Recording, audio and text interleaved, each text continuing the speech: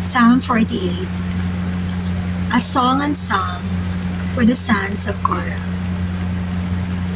Great is the Lord, and greatly to be praised, in the city of our God, in the mountain of His holiness.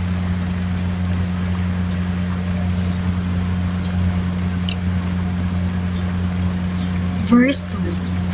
Beautiful for situation, the joy of the whole earth is Mount Zion, on the sides of the north, the city of the great King.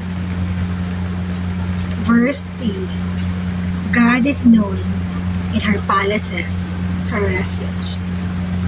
Verse 4. For law, the kings were assembled, they passed by together. Verse 5. They saw it, and so they marveled. They were troubled and hasted away. Verse 6. Fear took hold upon them there, and pain as of a woman in travail. Verse 7. Thou breakest the ships of Tarshish with an east wind. Verse 8. As we have heard, so have we seen in the city of the Lord of hosts, in the city of our God. God will establish it forever. Selah. Again, verse 8. As we have heard, so have we seen in the city of the Lord of hosts, in the city of our God. God will establish it forever. Selah. Verse 9. We have thought of thy loving kindness, O God, in the midst of thy temple. Verse 10. According to thy name, O God, is thy praise unto the ends of the earth. Thy right hand is full of righteousness. Verse 11. Let Mount Zion rejoice. Let the daughters of Judah be glad because of thy judgments. Verse 12. Walk about Zion, and surround about her. Tell her the towers thereof. Verse 13. Mark ye well her bulwarks, consider her palaces, that ye may tell it to the generation following. Verse 14. For this, God is our God forever and ever. He will be our God, even unto death. Blessed be the name and the word of our Almighty God.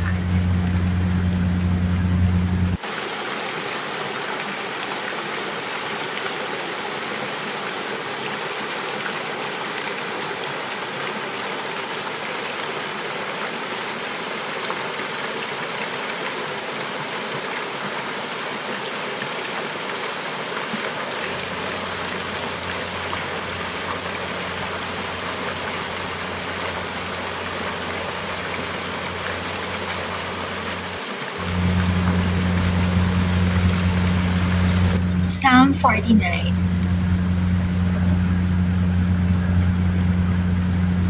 To the chief musician, a psalm for the sons of Korah. Hear this, all ye people, give ear, all ye inhabitants of the world. Verse 2. Both low and high, rich and poor, together. Again, verse 2. Both low and high, rich and poor, together. Verse 3. My mouth shall speak of wisdom, and the meditation of my heart shall be of understanding. Verse 4. I will incline mine ear to a parable. I will open my dark saying upon the harp. Verse 5. Wherefore should I fear in the days of evil, when the iniquity of my heels shall compass me about? Verse 6.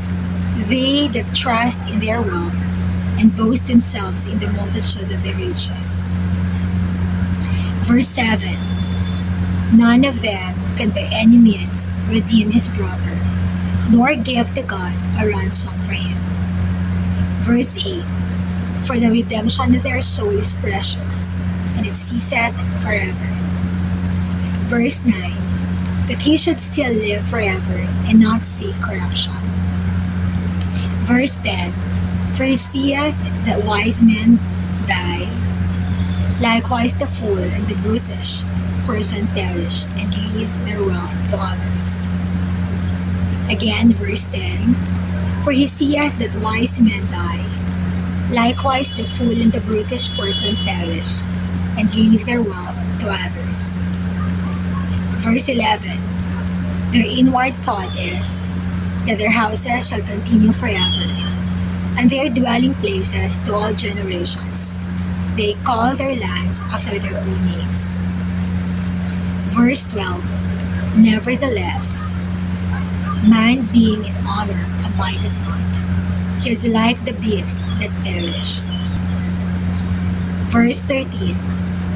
This, their way, is their folly, yet their prosperity approve their sayings. Selah. Verse 14. Like sheep, they are laid in the grave. Death shall feed on them, and the upright shall have dominion over them in the morning, and their beauty shall consume in the grave from their dwelling. Verse 15. But God will redeem a soul from the power of the grave, for he shall receive me. Selah. Verse 16. Be not thou afraid when one is made rich, when the glory of his house is increased. Verse 17. For when he dieth, he shall carry nothing away. His glory shall not descend after him. Verse 18. Though while he lived, he blessed his soul, and men will praise thee, when thou doest well to thyself. Verse 19. He shall go to the generation of his fathers. They shall never see light. Verse 20. Man that is in honor and understandeth not is like the beast that perish. Thank you, God, for your holy word.